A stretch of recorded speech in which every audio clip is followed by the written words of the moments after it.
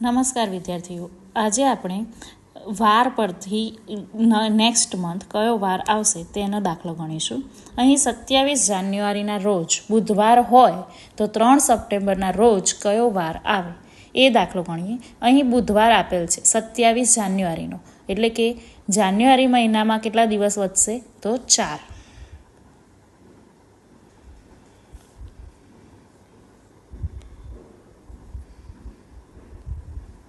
પછી ફેબ્રુઆરી મહિનામાં કેટલા દિવસ વધશે આપણા જોડે 28. માર્ચ મહિનાના કેટલા દિવસ આવશે 31. એપ્રિલના 30. મેમાં કેટલા આવશે 31. જૂનમાં 30. જુલાઈમાં 31. ઓગસ્ટના પણ શું થશે 31. અને સપ્ટેમ્બરમાં 3 સપ્ટેમ્બરના રોજ કીધું છે, એટલે 3 સપ્ટેમ્બરના લીધે આપણે સપ્ટેમ્બરમાં કેટલા દિવસ આવશે તો 3. માટે આ બધાનો સરવાળો કરીએ તો જવાબ શું આવશે 219. શું જવાબ આવશે 219.